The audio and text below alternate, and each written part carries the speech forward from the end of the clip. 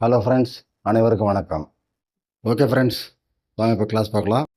நம்ம அரசியல் சாசனத்தில் இருக்கக்கூடிய அட்டவணைகள் பற்றி தான் இப்போ இந்த கிளாஸில் பார்க்க போகிறோம். இது ஷெட்யூல்ஸ் அப்படிம்போம். நம்ம அரசியல் சாசனத்தில் மொத்தம் 12 ஷெட்யூல்ஸ் இருக்குது. அதாவது 12 அட்டவணைகள். ஒரு அட்டவணையிலையும் என்ன சொல்லியிருக்காங்க அப்படிங்கிறது இதில் பார்ப்போம். இதுக்குள்ளவும் நாம் டீட்டெயிலாக பார்க்க வேண்டிய விஷயங்கள் நிறையா இருக்குது. இதெல்லாம் அடுத்தடுத்த எபிசோட்ஸில் பார்ப்போம். நம்ம நாட்டில் இருக்கக்கூடிய ஸ்டேட்ஸ் அண்ட் யூனியன் டெரிட்டரிஸ், அதாவது மாநிலங்கள் மற்றும் மைய ஆட்சி பகுதிகள், இதுதான் ஃபஸ்ட்டு ஷெட்யூல் இருக்குது. அடுத்தது 2வது ஷெட்யூல். அதில் என்ன கொடுத்துருக்காங்கன்னா, நம்ம நாட்டை ஆளக்கூடிய அந்த ஹையர் லெவல் ஆஃபீஸர்ஸ் அவங்களுடைய பேமெண்ட் அண்ட் அலோவன்சஸ்லாம் என்ன அப்படின்னு சொல்லி அதில் ஃபுல்லாக விவரிச்சிருக்காங்க. இந்த டாப் லெவல் அட்மினிஸ்ட்ரேட்டர்ஸ் அப்படின்னு பார்த்தோம்னாக்கா, ஃபஸ்ட்டில் வர்றது பிரசிடெண்ட் ஆஃப் இந்தியா. அடுத்தது நம்மோட துணை குடியரசுத் தலைவர், that is vice president of India. அதே போல் பார்லிமெண்ட்டில் லோக்சபாவோட ஸ்பீக்கர், அடுத்தது டெப்டி ஸ்பீக்கர். அதே போல் ராஜ்யசபாவோட சேர்மன் மற்றும் டெப்டி சேர்மன். அதாவது நாடாளுமன்றத்தில் 2 அவைகள் இருக்குது. கீழவையை நாம் லோக்சபாம்போம் அல்லது மக்களவை அப்படிம்போம். அங்கே இருக்கக்கூடிய அந்த சபாநாயகரை ஸ்பீக்கர் அப்படிம்போம். அவருக்கு கீழே இருக்கிறவரை டெப்டி ஸ்பீக்கர் அப்படிம்போம், துணை சபாநாயகர். ஆனால் அதே சமயத்தில் மேலவையை பொறுத்த வரைக்கும், அதாவது ராஜ்யசபை, அதை பொறுத்த வரைக்கும் அந்த அவையோட சீஃபை சேர்மன் அப்படிம்போம், அவை தலைவரை சேர்மன் அப்படிம்போம். அவருக்கு துணையாக இருக்கிறவரை டெப்டி சேர்மன் அப்படிம்போம். ஸோ இந்த வாசகத்தில் இருக்கக்கூடிய வித்தியாசத்தை பார்த்துங்க. லோக்சபா பொறுத்த வரைக்கும் ஸ்பீக்கர் அண்டு டெப்டி ஸ்பீக்கர், ராஜ்யசபாவை பொறுத்த வரைக்கும் சேர்மன் அண்டு டெப்டி சேர்மன். அடுத்தது ஸ்டேட்டோட சட்டமன்றங்கள்லேயும் 2 அவைகள் இருக்குது. ஆனால் அது எல்லா ஸ்டேட்லேயும் அந்த மாதிரி இல்லை. நிறைய ஸ்டேட்ஸில் அசம்பிளி மட்டும்தான் இருக்குது, கவுன்சில் கிடையாது. இப்போ அசம்பிளி மட்டும் இருக்கக்கூடிய ஸ்டேட்ஸில் நாம் யூனிகேமரல் லெஜிஸ்லேச்சர் அப்படிம்போம். அதாவது அங்கே ஒரு அவை தான் இருக்கும். 2 அவைகளும் இருக்கக்கூடிய சட்டமன்றத்தை பைகேமரல் லெஜிஸ்லேச்சர் அப்படிம்போம். இப்போ இந்த பைகேமரல் லெஜிஸ்லேச்சர் நமக்கு 6 மாநிலங்களில் தான் இருக்குது. அந்த மாநிலங்கள் என்னென்ன அப்படின்னா, ஒன்று ஆந்திர பிரதேஷ், அடுத்தது பீகார், அடுத்தது கர்நாடகா, அடுத்தது மகாராஷ்டிரா, அடுத்தது தெலுங்கானா, அப்புறம் உத்தரப்பிரதேஷ். இப்போ இது எப்படி ஞாபகம் வச்சுக்கிறது? எல்லாம் மூளைக்கு ஒன்றா இருக்குது அப்படிலாம் நினைக்காதீங்க. ரொம்ப ஈஸியாக ஞாபகம் வச்சுக்கலாம். அது எப்படின்னு சொல்கிறேன் கேளுங்க. ஆந்திரா, கர்நாடகா, இது 2 தென்னிந்தியாவில் இருக்குது. இப்போ ஆந்திராவிலேருந்து பிரிஞ்சது தான் தெலுங்கானா. இந்த 3 ஸ்டேட்லேயும் பைகேமரல் லெஜிஸ்லேச்சர் இருக்குது.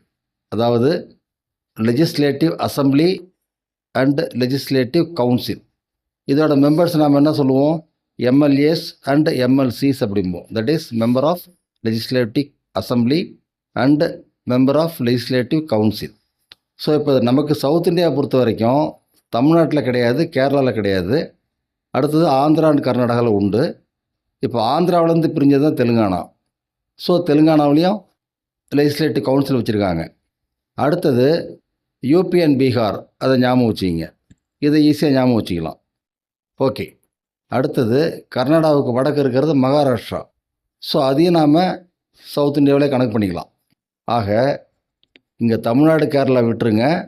அடுத்தது ஆந்திரா, கர்நாடகா. ஆந்திரான்னு சொல்லும்பொழுது கூடவே தெலுங்கானா ஞாபகம் வச்சுக்கிங்க. இப்போ கர்நாடகாவுக்கு வடக்கு அடுத்த ஸ்டேட்டாக இருக்கிறது மகாராஷ்டிரா. அந்த பக்கம் உங்களுக்கு யூபி அண்டு பீகார். ஸோ இந்த 6 ஸ்டேட்டில் தான் பைகேமரல் இருக்குது, மீதி எல்லாம் யூனிகேமரல். இதை ஞாபகம் வச்சுக்கிங்க. இப்போ இந்த யூனிகேமரலில் எம்எல்ஏஸ் மட்டும்தான் இருப்பாங்க. பைகேமரல் சிஸ்டத்தில் தான் MLAs and MLCs 2 group of members இருப்பாங்க. இதில் அசம்பிளியை பொறுத்த வரைக்கும் அங்கே இருக்கக்கூடிய சபாநாயகரை நாம் ஸ்பீக்கர் அப்படிம்போம். அவங்களுக்கு துணையாக இருக்கிறவங்கள டெப்டி ஸ்பீக்கர் அப்படிம்போம். அதே போல் கவுன்சிலில் இருக்கக்கூடிய தலைவரை சேர்மன் அப்படிம்போம். அவருக்கு துணையாக இருக்கிறவரை டெப்டி சேர்மன் அப்படிம்போம். ஸோ இந்த டேர்ம்ஸை சரியாக ஞாபகம் வச்சுக்கிங்க. நாடாளுமன்றத்தை பொறுத்த வரைக்கும் லோக்சபா அப்படின்னு வரும்பொழுது உங்களுக்கு ஸ்பீக்கர் அண்டு டெப்டி ஸ்பீக்கர். ராஜ்யசபான்னு வர்றப்ப சேர்மன் அண்டு டெப்டி சேர்மன். அதே போல் ஸ்டேட்டில் வரும்பொழுது மெம்பர் ஆஃப் லெஜிஸ்லேட்டிவ் அசம்பிளி அப்படின்னு வர்றப்ப அங்கே எம்எல்ஏஸ் மட்டும் இருப்பாங்க. அவங்களுடைய சபாநாயகர் அப்படிங்கிறவர் ஸ்பீக்கர், அவருக்கு கீழே இருக்கிறவர் deputy speaker. Bicameral system of legislature அப்படிங்கிறப்ப அங்கே அசம்பிளி அண்டு கவுன்சில் ரெண்டுமே இருக்கும். இப்போ அங்கேயும் அசம்பிளிக்கு இதே தான், ஸ்பீக்கர் அண்ட் டெப்டி ஸ்பீக்கர் அப்படிங்கிற பொறுப்பு தான். பட் கவுன்சில் அப்படின்னு போகிறப்ப சேர்மன் அண்ட் டெப்டி சேர்மன் அப்படிம்போம். ஓகே, அடுத்தது பாருங்கள், supreme court and high court ஜட்ஜஸோட பே அண்ட் அலவுன்சஸ். அடுத்தது சிஏஜி அப்படிம்போம், காம்ப்ட்ரோலர் அண்ட் ஆடிட்டர் ஜெனரல் அப்படின்னு சொல்லுவோம், அவங்களோட பே அண்ட் அலவுன்சஸ். இதெல்லாம் விவரிக்கிறது தான் ஷெட்யூல் 2. அடுத்தது ஷெட்யூல் 3. அந்த 3வது அட்டவணையில் என்ன விவரிச்சிருக்காங்க அப்படின்னா, பதவி பிரமாணம் எடுக்கும்பொழுது அவங்க உறுதிமொழி எடுப்பாங்க. அதை நாம் ஓத் அப்படிம்போம், OATH. அதில் 2 வகை இருக்குது. ஒன்று ஓத், இன்னொன்று அஃபர்மேஷன். அதாவது இந்த ஓத் அப்படிங்கிறது தட் இஸ் OATH, தெய்வ நம்பிக்கை இருக்கக்கூடியவங்க எடுத்துக்கிற உறுதிமொழி. அடுத்து அஃபர்மேஷன் அப்படிங்கிறது தெய்வ நம்பிக்கை இல்லாதவங்க எடுத்துக்கக்கூடிய உறுதிமொழி. இப்போ இதை பற்றி விவரிக்கிறது தான் அட்டவணை 3. இதில் யார் யார் அந்த உறுதிமொழி எடுத்துக்கிறவங்க அப்படிங்கிறத ஒரு லிஸ்ட்டு கொடுத்துருக்காங்க. அந்த லிஸ்ட்டை சொல்கிறேன், கவனிச்சிங்க. அதாவது யூனியன் மினிஸ்டர்ஸ் எல்லாம் அவங்கள பொறுத்த வரைக்கும் oath of office and oath of secrecy, இந்த ரகசிய காப்பு பிரமாணம்னு சொல்லுவாங்களோ அதுதான். இந்த இடத்துல எய்தர் ஓத் ஆர் அஃபர்மேஷன், அது அவங்க விருப்பம். அடுத்தது எம்பி எலெக்ஷனுக்கு கண்டெஸ்ட் பண்ணுறாங்கல்ல, அதாவது வேட்பாளர்கள் போட்டிடுறாங்கல்ல தேர்தலில், அவங்களும் உறுதிமொழி எடுத்துக்கணும். இப்போ அவங்க ஜெயிக்கிறாங்களா தோக்குறாங்களா அப்படிங்கிறது அடுத்த விஷயம், அது எலெக்ஷன் ரிசல்ட் வர்றப்போ தான் தெரியும். ஆனால் அவங்க அந்த எலெக்ஷனுக்கு போட்டி போடும் பொழுதே அவங்க அந்த உறுதிமொழி எடுத்துக்கணும். ஸோ அந்த உறுதிமொழி எடுக்கிறதுல அவங்களும் இருக்காங்க. இது பார்லிமெண்ட் எலெக்ஷனுக்கு கண்டெஸ்ட் பண்ணுறவங்களுக்கு. அடுத்து அதே போல் ஒன்று ஒன்றா வருது, அது சொல்கிறேன் கேளுங்க. Next supreme court judges. அடுத்தது comptroller and auditor general, that is CAG. அடுத்தது oath of office and oath of secrecy for a minister for a state. முன்னாடி பார்க்கும்பொழுது அங்கே மத்திய சர்க்காரில், அதாவது நாடாளுமன்றத்தில் இருக்கக்கூடிய அந்த மந்திரிகள் அவங்க அந்த உறுதிமொழி எடுத்துக்கணும். கூடவே ரகசிய காப்பு பிரமாணமும் எடுத்துக்கணும். அதே போல் ஒரு மாநிலத்தோட மந்திரியும் அந்த உறுதிமொழியும் எடுத்துக்கணும், ரகசிய காப்பு பிரமாணமும் எடுத்துக்கணும். அடுத்தது எம்எல்ஏ கேண்டிடேட்ஸாக போட்டி போடுறாங்கள்ல எலெக்ஷனில், அவங்களும் அந்த உறுதிமொழி எடுத்துக்கணும். அடுத்தது எம்எல்ஏவை எலெக்ட் ஆகிட்டு போகிறாங்கல்ல, அப்படி எலெக்ட் ஆகிட்டு போனதுக்கப்புறம் அந்த மெம்பர்ஸும் உறுதிமொழி எடுத்துக்கணும். அடுத்தது ஹைகோர்ட் ஜட்ஜஸ், அவங்களும் உறுதிமொழி எடுத்துக்கணும். இப்போ இதில் இருக்கக்கூடிய அந்த லிஸ்ட்டை இன்னொரு தடவை சம்மரைஸ் பண்ணுறேன், கவனிங்க. அந்த வார்த்தையில் இருக்கக்கூடிய வித்தியாசத்தை பார்த்துங்க. அதாவது oath of office and oath of secrecy, இதை யார் எடுத்துக்கிறாங்க? வெறும் பதவி பிரமாணத்துக்கான உறுதிமொழி மட்டும் கொடுத்து எடுத்துக்கிறது யார்? இது ரெண்டும் தனித்தனியாக இருக்குது, கவனிங்க. மந்திரிகள் அப்படின்னு வரும்பொழுது அவங்க இது ரெண்டுமே எடுத்துக்கணும். இப்போ இந்த மந்திரிகள் அப்படிங்கும்பொழுது அங்கே யூனியன் கவர்மெண்ட்டாக இருந்தாலும் சரி, இங்கே ஸ்டேட் கவர்மெண்ட்டாக இருந்தாலும் சரி, அவங்க இது ரெண்டுமே எடுத்துக்கணும். அதாவது oath of office and oath of secrecy. அடுத்தது பார்லிமெண்ட்ரி எலெக்ஷனில் கண்டெஸ்ட் பண்ணுறவங்களும் அந்த உறுதிமொழி எடுத்துக்கணும். அவங்க அந்த தேர்தலில் ஜெயிச்சு உறுப்பினர்களாக அங்கே பார்லிமெண்ட்டுக்கு போகும்பொழுது அங்கேயும் திரும்ப அவங்க அந்த உறுதிமொழி எடுத்துக்கணும். இப்போ அவங்க மந்திரியாக போகிறப்ப மட்டும்தான் உங்களுக்கு ரகசிய காப்பு பிரமாணம் உண்டு. அடுத்தது supreme court judges, high court judges, கூடவே சிஏஜி, இவங்களும் அந்த உறுதிமொழி எடுத்துக்கணும். அதே போல் எம்எல்ஏ எலெக்ஷனில் போட்டி போடுறவங்களும் அந்த உறுதிமொழி எடுத்துக்கணும். அவங்க ஜெயிச்சு உறுப்பினராக போனதுக்கு அப்புறமும் அந்த உறுதிமொழி எடுத்துக்கணும். ஆனால் மந்திரிகளாக போகிறவங்க மட்டும்தான் ரகசிய காப்பு பிரமாணம் எடுத்துக்கணும். ஸோ இதை பற்றிலாம் விவரிக்கிறது தான் 3வது அட்டவணை. அடுத்தது 4வது அட்டவணை. இதில் என்ன சொல்லியிருக்காங்கன்னா, allocation of seats in council of states. இந்த கவுன்சில் ஆஃப் ஸ்டேட்ஸ் அப்படிங்கிறது ராஜ்யசபை, வேறு ஒன்றும் இல்லை. இப்போ ராஜ்யசபா மெம்பர்ஸு மொத்தம் எத்தனை பேர் என்ன அப்படிங்கிறதுலாம் இதுக்கு முன்னாடி வேறு எபிசோட்ஸில் சொல்லியிருக்கேன். இருந்தாலும் இப்போவும் சொல்கிறேன், கவனிங்க. ராஜ்யசபா உறுப்பினர்கள் மொத்தம் 250 பேர். அதில் 238 பேர் தான் தேர்ந்தெடுக்கப்படுறவங்க. அவங்கள யார் தேர்ந்தெடுக்கிறாங்கன்னா, மக்களால் தேர்ந்தெடுக்கப்பட்ட பிரதிநிதிகள் அவங்க தேர்ந்தெடுப்பாங்க. சரி, அந்த பிரதிநிதிகள் யார் அப்படின்னா எம்எல்ஏஸ் தான். ஒரு ஸ்டேட்லேயும் இருக்கக்கூடிய எம்எல்ஏஸ் ஓட்டு போட்டு இந்த ராஜ்யசபா உறுப்பினர்களை தேர்ந்தெடுப்பாங்க. இப்போ ராஜ்யசபையில் மொத்தம் 250 உறுப்பினர்களில் 238 உறுப்பினர்கள் இந்த மாதிரி தேர்ந்தெடுக்கப்படுறாங்க. மீதி 12 உறுப்பினர்கள் நியமன உறுப்பினர்கள் அப்படிம்போம். அதாவது நாமினேட்டட் மெம்பர்ஸ். அவங்கள அப்படியே நாமினேட் பண்ணுவாங்க. அவங்களுக்காக யாரும் ஓட்டு போட்டு ஜெயிக்க வைக்கிறதில்ல.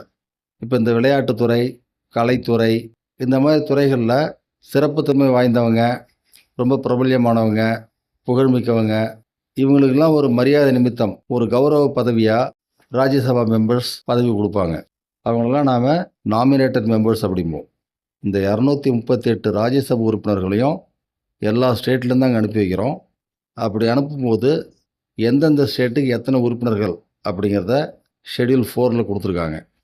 இப்போ நமக்கு தமிழ்நாட்டுக்கு ராஜ்யசபா உறுப்பினர்கள் 18 பேர் தான். 2 வருஷத்துக்கு ஒரு தடவை 6 பேரை எலெக்ட் ஆகிட்டு போவாங்க. ராஜ்யசபா உறுப்பினருடைய பதவிக்காலம் அப்படிங்கிறது 6 வருஷம். இதெல்லாம் அடுத்தடுத்து நடத்துகிறப்ப இன்னும் விளக்கமாக சொல்கிறேன். இதுக்கு முன்னாடியும் வெவ்வேறு எபிசோட் சொல்லியிருப்பேன். அதெல்லாம் வரிசையாக பார்த்தீங்கன்னா தெரியும். அடுத்தது 5வது ஷெட்யூல். இதில் administration and control of scheduled areas and scheduled tribes அப்படிங்கிறத பற்றி விளக்கியிருப்பாங்க. அதாவது scheduled areas and scheduled tribes இவங்களை நிர்வாகம் பண்ணுறதுக்கும் அவங்களுடைய நலனை பாதுகாக்கிறதுக்கும் தனியாக சட்டத்திட்டங்கள் போடுறாங்க. அந்த சட்டத்திட்டங்கள்லாம் என்ன ஏது அப்படிங்கிறத பற்றி இந்த ஷெட்யூலில் கொஞ்சம் விளக்கி சொல்லியிருப்பாங்க. ஆனால் இதில் 4 ஸ்டேட்டை குறிப்பிட்டிருக்க மாட்டாங்க.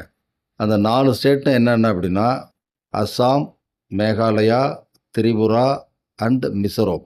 இந்த மாநிலங்கள் 4மே நம்ம நாட்டோட வடகிழக்கு பகுதியில் இருக்கக்கூடிய மாநிலங்கள். வடகிழக்கு பகுதியில் மொத்தம் 7 மாநிலங்கள் இருக்குது. அதில் இந்த 4 இருக்குது.